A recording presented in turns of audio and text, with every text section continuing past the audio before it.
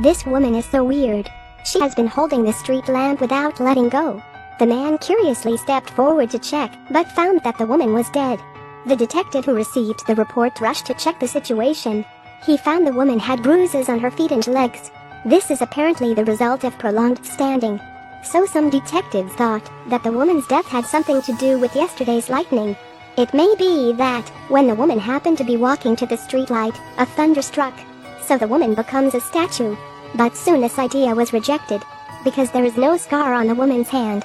There is no trace of lightning strike on the top of the street lamp. With doubts, the detective checked the woman's belongings and found that her bag was empty, not even her phone. It seems that the only way to know her identity is through fingerprint comparison. Soon the detectives found the woman's profile in the database. She was a healthcare worker. The detectives were about to investigate, but they received a new report. A dead man was found on a park bench. He was dead like the woman, in a weird pose. The indentation on his back is the same as the plank on the bench. It looks like he has been dead here for a long time. But the witness said he drove by an hour and a half ago and hadn't seen the deceased. That's confusing, because it takes 12 to 24 hours for the body to be completely rigid. But the dead man was completely frozen within half an hour. It's not scientific. And what's more terrifying is that it could be a serial murder. Forensics compared the two bodies and found they had two things in common. First, taking sleeping pills before death. Second, their livers are slightly reddened. This means that they were probably suffocated to death after falling into a coma. At this moment, the detectives received another report. This man is so miserable, he was made into a statue and placed on the street. He's already the second male victim of this serial murder case.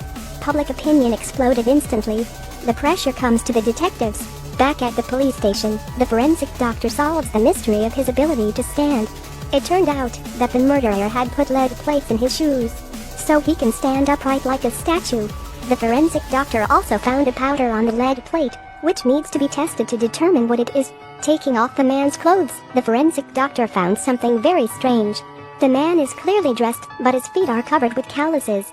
There is dirt under the nails, and there are even lice on the head. So it's very likely that his clothes were changed by the murderer. He himself lived in poverty. He, like the other two victims, was suffocated by carbon monoxide.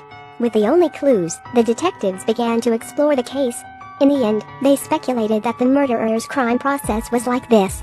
The murderer tricks victims into a place to give them sleeping pills, then change their clothes and fix them in their death pose, turn on the carbon monoxide and kill them, and finally to the place where the body was found.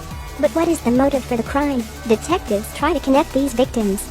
However, since the identities of the two male victims have not been determined, so they start with the female victim. They first came to the house of the female victim. On the walls and on the computer they found a lot of her portraits. One of them is very weird. The woman on it seems to be dead. Detectives think it's a clue, so they immediately found the author of the painting through the above signature. The author said that he likes to paint the way people die, but not interested in the dead. He admitted that the female deceased acted as his model, but did not know the other two victims. The clues are broken again, but the murderer didn't mean to stop. The detectives got another report. This old couple was made into a statue by the murderer after a trip. And there are also two men and one woman who were made into statues like them.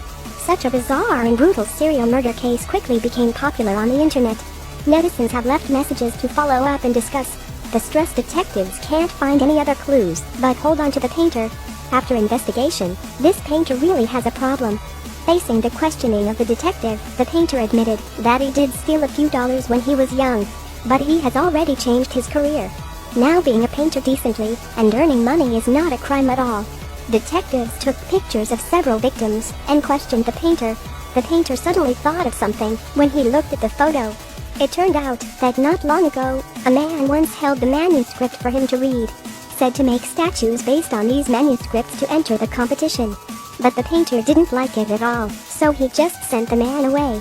Thinking about it now, the poses of these victims are exactly the same as those on the manuscript. Detectives with new clues investigate immediately. They found the killer's competition information online and found that he had published a total of 6 works.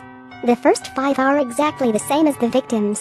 If this crime is committed, it is very likely that there will be a 6th victim. Just then, a woman came to report that her son was missing. It seems that there is not much time left for the detectives. They must find the murderer immediately. But the murderer is a man without a place to live. To find more clues, a female detective starts collecting information online. She found a comment strange. The photo of the female deceased posted on it was earlier than the detective received the report. This is most likely from the murderer. So the detectives kept touting the murderer online. The murderer enjoyed it and started chatting with the detective. So the detectives quickly found the murderer in the library based on the IP address. The powder on his computer was identical to the one on the deceased. The murderer admits to being a serial killer, but he refused to reveal where the sixth victim was. He said that he must let his works be fully displayed in front of the world. His art is sure to be a blockbuster. Seeing that the murderer did not speak, the detectives were very anxious. At this moment, the powder test results, which were found on both the murderer and the victim, came out. It was jute fiber. The murderer probably committed the crime in a place where this powder was present. The detectives quickly took this as a clue and found the crime scene where jute fibers were stored. Then rescued the boy in the basement.